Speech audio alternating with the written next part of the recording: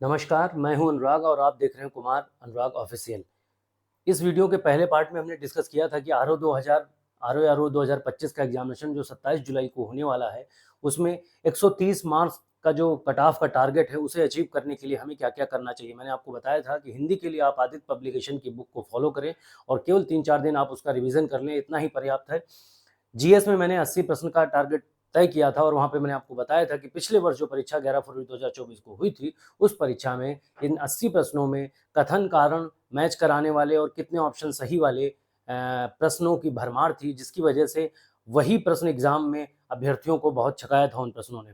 तो हम यहाँ पर डिस्कस कर रहे थे ऐसे 16 टॉपिक जिनसे प्रश्न बनने की सबसे ज़्यादा संभावना है। उन्हीं में मैंने आपको कुछ टॉपिक बताए थे। बचे हुए टॉपिक हम इस वीडियो में डिस्कस करेंगे। तो आइए बिना किसी बात के टॉपिकों को डिस्कस करते हैं। सबसे पहला टॉपिक है प्रयागराज महाकुंभ। चूंकि प्रयागराज में महाकुंभ हुआ था और महाकुंभ बहुत चर्चित रहा, इसलिए इस वर्ष आपको इस पे विशेष ध्यान देना चाहिए। 22 अप्रैल को पहलगाम में घटना हुई थी, जहां पर सैलानी को आतंकवादियों ने मार दिया था, जिसके बाद सिंधु समझौता भारत ने रद्द कर दिया था और शिमला समझौता पाकिस्तान ने रद्द कर दिया था। पांचवा टॉपिक है आईपीएल मैच।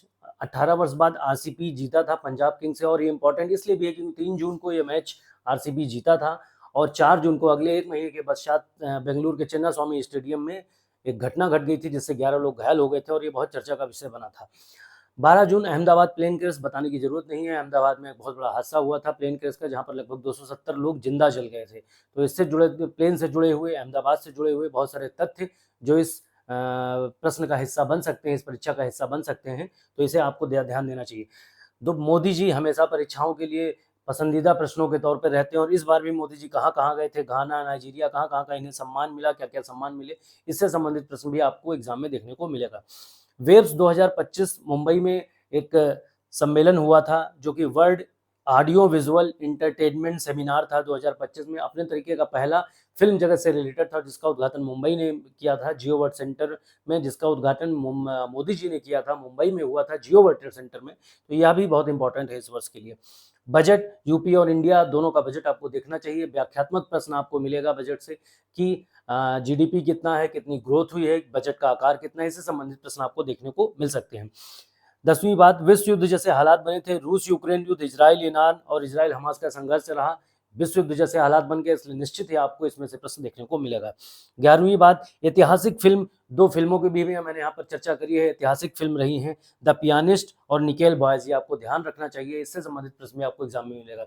2025 में दो ही चुनाव जो है प्रमुख हैं, एक दिल्ली जो हो गया है, जहाँ पर डॉक्टर रेखा गुप्ता इस समय मुख्यमंत्री हैं, और बिहार जहाँ पर आगामी नीतीश जी ही मुख्यमंत्री बनेंगे। मैं मुख्यमंत्री था, मैं मुख्यमंत्री हूँ, मैं मुख्यमंत्री रहूंगा। तो इसे भी आपको ध्यान से देखना चाहिए। इससे जुड़े तथ्य, जनगणना, चूंकि 2011 का ही तथ्य हमारे पास उपलब्ध है और अभी हम वही पढ़ रहे हैं और हमें वही पढ़ के जाना भी चाहिए, इससे भी संबंधित प्रश्न एग्जाम में आपको मिलेगा।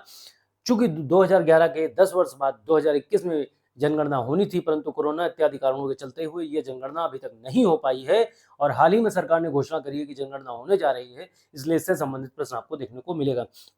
नोबेल प्राइज भी इस वर्ष इंपॉर्टेंट है, क्योंकि पिछली 2-3 परीक्षाओं से नोबेल प्राइज पूछा नहीं गया है और इस बार ट्रंप जो हैं, चूंकि शांति के नोबेल के लिए बार बार प्रयास कर रहे हैं, बहुत जगह से नामित हो रहे हैं और काफी चर्चा में है, इसलिए इस बार नोबेल प्राइज से संबंधित प्रश्न आपको निश्चित देखने को मिलेगा।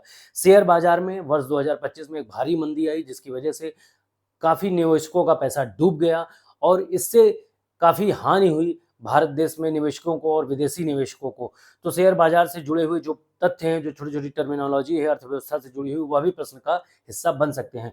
और 16वां मैं यहाँ पर डिस्कस करूंगा, खेलो भारत नीति 2025। देखिए, खेल में ओलंपिक बहुत इंपॉर्टेंट है, क्योंकि 4 साल में एक बार आते हैं। हाल ही में हुई परीक्षाओं में 2020-21 से जब प्रश्न पूछा गया, 24 से प्रश्न पूछा गया, 23 से प्रश्न पूछा गया, तो अभ्यर्थियों को लगा ये प्रश्न क्यों आना है, जबकि वो प्रश्न ओलंपिक से रिलेटेड थे, क्योंकि ओलंपिक 4 वर्ष में एक बार होता है, इसलिए प्रश्न पूछा जा सकता है।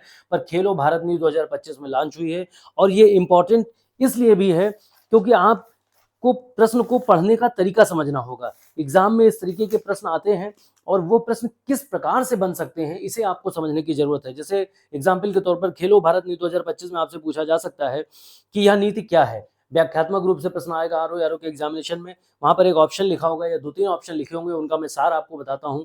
जैसे राष्ट्रीय शिक्षा नीति के साथ एकीकरण, महिला सशक्तिकरण को बढ़ावा देना और भारतीय प्रवासियों के साथ जुड़ना, ये है खेलो भारत नीति 2025। देखिए, जो मैंने अब चीज़ें आपको बताई कि राष्ट्रीय शिक्षा नीति, एकीकरण, महिला सशक्तिकरण को बढ़ावा देना और भारतीय प्रवासियों के साथ जुड़ना, वो इन ऑप्शन से मैच नहीं कर रहा है, लेकिन एग्जाम में ऐसे ही प्रश्न आपको देखने को मिलते हैं।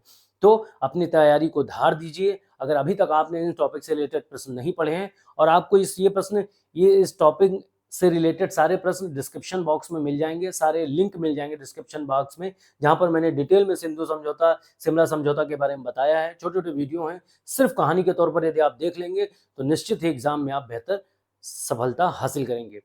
तो मेरी शुभकामनाएं हैं सभी अभ्यर्थियों के साथ। अपनी तैयारी और अपने ऊपर विश्वास रखिए, निश्चित ही इस बार आप सफलता हासिल करेंगे। तब तक के लिए धन्यवाद।